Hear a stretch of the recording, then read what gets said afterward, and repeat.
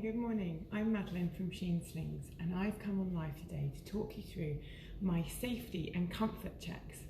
So these are the checks that I teach all my clients so that they can go through and check their sling every time they use it and feel completely confident in how their carrier is set up and that their baby is firstly safe and comfortable. And my checks are always the same, so whether you have a carrier or a sling, different brands, the checks are always exactly the same. Although if you've got any questions pertaining to a specific sling or a specific problem with any of these, do comment in the comment box below and I will get back to you. But for now, let's get started. So, as I said, there's safety and then comfort, and I kind of split these up because obviously safety is paramount, and then comfort will depend a bit more. So we will start with safety. When it comes to safety, I have really just two checks. And the first one is, can my baby breathe? So how am I going to check if my baby can breathe? Well, the first thing I want to check is that I can see their face and that there is no material covering their face. So if they sort of like to bury in, I might want to gently relocate them. And I want to check that I can see their face, that there is space for air to move around their face. Now, some babies do like to do this. It is important to remember that there is cartilage on the end of your nose, which, when squashed, will cause the nostrils to flare. So long as there is space either side of their face for air to move, and so long as they're against something hard that will allow this cartilage to be depressed and allow their nostrils to flare, then this is completely fine. We don't necessarily need to move baby, we just need to check that air can flow and that, as I said, they're against something hard. So what do I mean when I say something hard? Well, chest bone is great for this. What we don't want is that baby is slipping deep into breast tissue, because then that could cover the nostrils. And we want to avoid something like a deep Angora jumper, or something really fluffy, because again, that could envelope. But so long as we're against the chest bone, fab. So I'm gonna. So, how else am I going to check that baby can breathe? Well, I also want to check that their chin is off their chest, that we've got a nice bit of space between their chin and their chest, their head is in a neutral position. And to understand why we check for this, you can actually do a little exercise yourself. So you can take a deep breath here, and now put your chin against your chest, take a deep breath, and you can feel it's restricted. Likewise, if you go to the other extreme, and take a breath, you can feel again that it's restricted. So we want baby's head to be anywhere in the sort of middle regions rather than at one of the extremes. And again, if you sort of see them coming chin to chest, we can again relocate. The next thing I want to check, my second check, is the sling tight enough? How I'm going to check this is simply, can I let go? Is it tight enough that I don't feel like I need to hold? Or the other way I can check is I can support baby's head and I can take a bow, and you can see that baby's body hasn't moved away from me at all. If this sling was too loose, now you can see when I take a bow, I get gaping.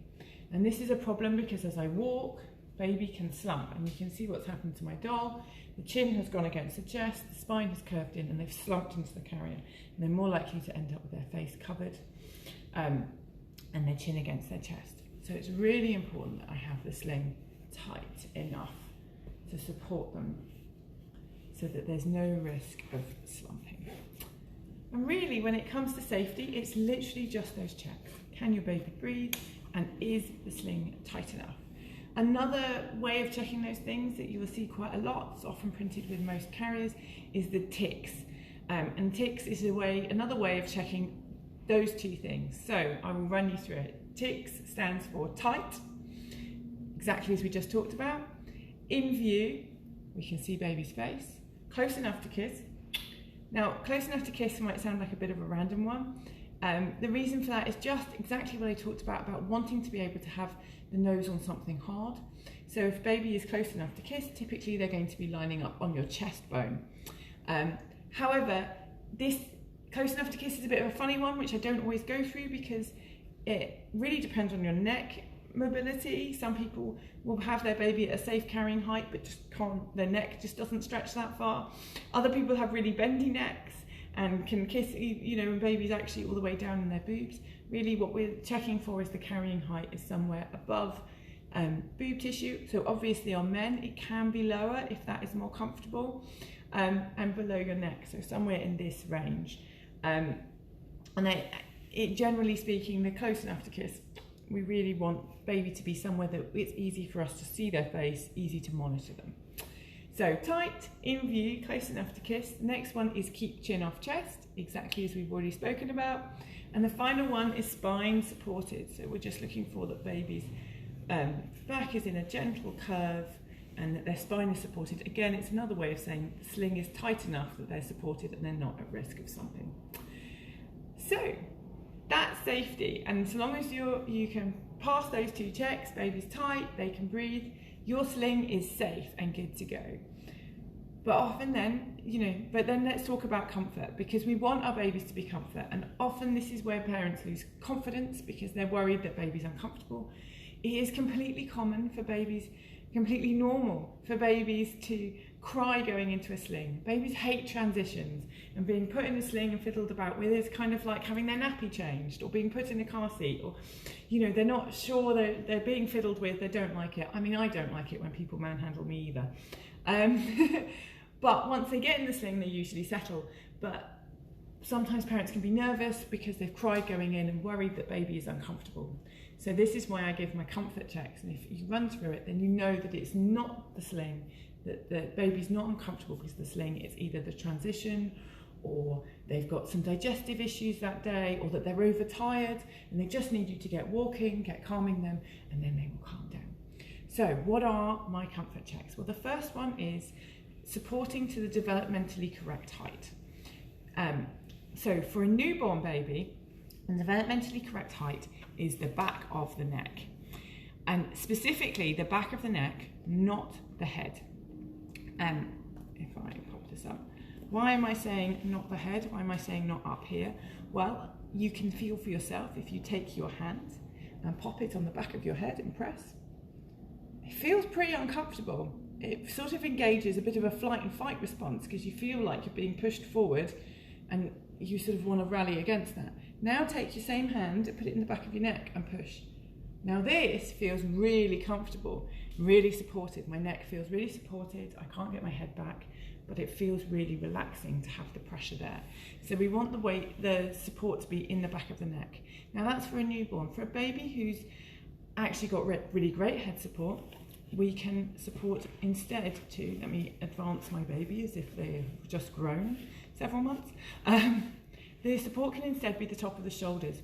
And again, this is something really to check, because often if baby's expressing a bit of annoyance in the carrier, it might just be that their view feels restricted. And being able to get the back of the carrier so that it runs no higher than the top of the shoulders will allow them to look out and see things, and they'll often be much happier. You can always then put the head support up later when they fall asleep, or adjust their positioning when they fall asleep. If you're not confident with how to adjust the height of your carrier, do get in touch, because that's something I can definitely help you with on maybe a subject of a future live. So, developmentally correct height. And I should also say, once your baby's got really good trunk control, they can in fact even have their arms over the top of the sling. And in that case, the developmentally correct height is just directly under the armpits. We don't want the sling to fall any lower, because we don't want there to be risk of them being able to backflip. But so long as it comes to at least just directly under their armpits, it will still support them really safely. But that's for an older baby. For a newborn baby, back of the neck. Now, next comfort check is access to hands. So I like to try and put my baby's hands, start with my baby's hands up, so they then might move them around me, but I want to check that baby has access to their hands. And the reason for that is comfort. Babies will often comfort on their hands, and so we just want to check, and they'll, and want to move them around. So we want to check that we haven't accidentally stuck one under a strap or down between their legs where they can't get to it, because that can be uncomfortable. It is also worth noting for young babies, or actually most babies, that they stabilise with their hands. So they'll put their hands up on your chest and they will push out for a better view, and they will stabilise with their hands. And this is effectively tummy time, which is great, because we're always told to do more tummy time. Sometimes parents will say baby always goes wonky in the sling, and you know, that's not as comfortable, I'm worried it's not comfortable for them, how do I stop them going wonky? Well, what's often happened is, because babies stabilise with their hands, what's often happened is one hand has gone down and then the entire baby has gone down. So if you're worried about baby not being central in the sling, it's worth finding that home and bringing it back up. But it is comfort. If they are fast asleep and happily sleeping like that, as long as you're not comfortable, you can make a decision about whether you want to change them or not. So my first 2 comfort checks, to recap: supported to the back of the neck. Second one, access to hands, or hands by faces. My third one is smooth over the spine. So again, checking that it's comfortable across their back, there's no pull. So I can see mine slightly pulled in, so I'm going to correct that by, I'm going to jiggle the carrier and I'm going to correct it. No, a little bit too far. There we go. Right, there we go. So it's nice and smooth while still being tight. Perfect. And then my 4th and 5th. So 4th is weight on the bum, and 5th supporting to the backs of the knees. Although this does depend a little bit on the carrier sling. If you have a soft fabric sling, backs of the knees. If you have a more structured thing like this, then anywhere between the back of the knees and mid-thigh. And really what we're checking for in these 2 checks is that the weight is sitting on the bum, and that the knees are higher than the bum. So we've got this lovely spread squat, and this puts all the weight on the bum, and there should be no weight running on the legs. And this is opposed to this position, where baby can sometimes, particularly if they've struggled, they've got upset going in, they can end up a bit straightened, and you can see here now the weight is on the inner thighs. That is going to be less comfortable. It's going to be more like sitting in a stool versus sitting in a comfortable chair. So I'm just going to rotate baby's hips, allow them to settle back on their bum, check the material is supporting to the back of their legs. Voila. Providing you've got these 5 comfort checks, your baby should be really comfortable in the sling. So you can be calm and reassured that if baby is crying, it is not to do with your sling. It's not that your sling is hurting them or that they hate it. It's just that there's something else going on in the whole gamut of things that can be going on with a baby. And so you can get a walk on and hopefully they'll calm down, and if not, then that's probably their signalling that they need you to address another need. So get them out and have fun finding out what that is. So they are my comfort checks for baby. I also now really encourage my clients to then check their own comfort, check that the carrier or sling sitting comfortably on them, to spread anything out, and make sure they are comfortable too. If you have any questions about any of this, safety, comfort-wise, about your specific sling or carrier, please do comment in the comments below or drop me. My DMs are always open. I'm really happy